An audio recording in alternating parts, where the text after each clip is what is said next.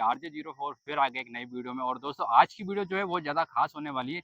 खास क्यों होने वाली है वो आज हम देखते हैं, क्योंकि क्या होता है जनरली भाई जैसे हमारी बॉडी भी होती है तो कुछ ना कुछ रीजंस की वजह से भाई हमारे अंदर भी फेलियर्स आ जाते हैं, हेल्थ हमारी बहुत ज़्यादा इश्यूज हो जाते हैं कभी कभी। तो वही चीज़ें भाई मशीनों में भी होती हैं।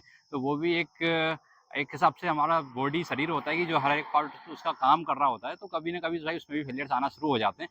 तो वही चीज़ है कि भाई, और उस टाइम पे हम लोग के पास तो एक डॉक्टर होता है कि चलो हम तुरंत जाके हॉस्पिटल में इलाज करवा लेते हैं। बस मशीन में क्या होता है कि भाई कभी कभी 2-2 दिन 3-3 दिन फेलियर्स हमारे सॉर्ट आउट नहीं हो पाते हैं। तो उस टाइम पे कस्टमर्स जो है आप लोग पैनिक होने लगते हो कि भाई हमारी मशीन पे तो कोई इंजीनियर नहीं आया है, कोई मैकेनिक हमें मिल नहीं रहा है, तो हम लोग कैसे उस प्रॉब्लम को सॉर्ट आउट करें। तो वही चीज़ मैं आज आपके लिए लेकर आया हूँ कि जैसे कोई छोटा मोटा फेलियर्स आता है तो आप लोगों को उस टाइम पे क्या करना है, क्या एक्शन लेने हैं और क्या नहीं करना है। तो आप बने रहिएगा एंड तक, तो वो सारी चीज़ें हम डिटेल से हम जानने वाले हैं कि हमें कौन सा फेलियर आ रहा है तो हमें क्या करना है। तो हमारे पास जैसे अगर हम जेसीबी में बात करें तो 3 डिपार्टमेंट्स होते हैं, जैसे कि आप मैकेनिकल हो गया, हाइड्रोलिक हो गया, इलेक्ट्रिकल हो गया। तो सबसे पहले हम बात करते हैं भाई मैकेनिकल साइड से। तो यहाँ पे आपको मिल जाते हैं इंजन, ट्रांसमिशन और एक्सल।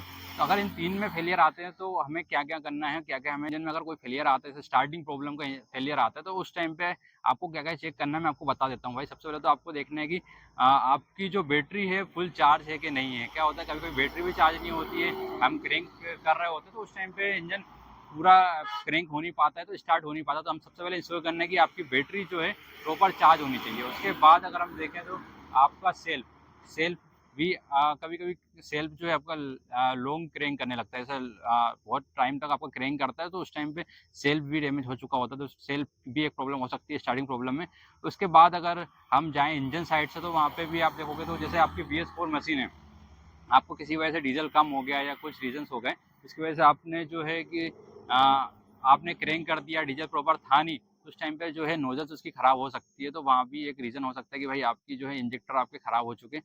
तो वो आप कैसे पता लगाओगे, जैसे आप क्रैंक करोगे उस टाइम आप देखोगे कि भाई जो है इंजन हमारा बहुत ज़्यादा वाइब्रेट कर रहा है। तो उस टाइम पे आपको देखना है कि भाई हमारा जो है कि नोजल गई है या फिर क्या गया है। तो वो आपको डिपेंड करता है कि आपको सबसे पहले बैटरी चेक करनी है, उसका सेल्फ चेक करना है। उसके बाद आपको देखना है कि भाई कहीं डीजल की वजह से हमारे इंजेक्टर तो चोक नहीं हो गए। तो वो सारी चीज़ें आपको प्रॉपर चेक करनी है। और एक और रीज़न इसका ये भी होता है कि भाई जैसे BS4 मशीन है तो इसमें आपको ECU वगैरह फिट होते हैं। तो जैसे कोई इलेक्ट्रिकल फॉल्ट होता है, सेंसर वगैरह कुछ ख़राब हो गया, तो उस टाइम पे आपको भाई एक डिस्प्ले पे कोड देता है कि भाई आपकी मशीन में एक कोड वर्ड्स आते हैं, उसके थ्रू आप इंजीनियर को फ़ोन लगाओ कि भैया हमारी मशीन में ये वाला कोड आ रहा है, तो क्या प्रॉब्लम हो सकती है। तो वो आपको हो सकता है तो फ़ोन पे ही आपको टैकल करवा देगा प्रॉब्लम को, या तो आपको वो बोल देगा भैया मैं आ रहा हूँ तो मैं चेक करके मैं ही करूँगा उसको। तो ये सारी चीज़ें होती है भाई इंजन साइड से आप ये चेक कर सकते हो। और दूसरा भाई कभी एक्सीलेटर प्रॉब्लम होती है कि भाई हमारा जो है एक्सीलेटर ले नहीं रही है मशीन, मशीन स्टार्ट तो हो रही है बट हम जो है आरपीएम उसको बढ़ा रहे हैं तो बढ़ नहीं रहा है। तो उस टाइम पे आपको चलो तो आपको चेक करना है कि भाई हमारी कहीं से वायरिंग तो नीचे से कट नहीं गई है, या फिर उसमें कोई फ्यूज़ वगैरह जो है वो कहीं से शॉर्ट तो नहीं हो गया। ये सारी चीज़ें आपको प्रॉपर चेक करनी है। अब हम चलते हैं भाई ट्रांसमिशन साइड से। ट्रांसमिशन में इतनी कोई प्रॉब्लम आती ही नहीं है।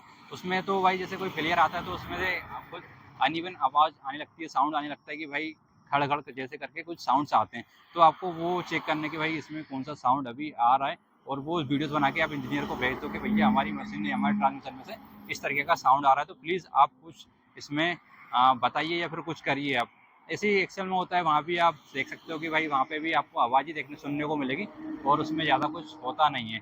आपको बस इसमें फेलियर से बचने के लिए आपको देखना है कि भाई आपको डीज़ल जो है प्रॉपर रखना है अपनी मशीन के अंदर, और सर्विस आपको टाइम टू टाइम करवानी है। और ऑयल वगैरह जो है भाई प्रॉपर गेज के हिसाब से होना चाहिए। गेज आपका गेज जो बताता है उसके हिसाब से ही आपको ऑयल उसमें डालना है, या ना तो ज़्यादा कम डालना है ना तो ज़्यादा ऑयल डालना है, हीटिंग की प्रॉब्लम आना शुरू हो जाती है। तो ये सारी चीज़ें होती हैं।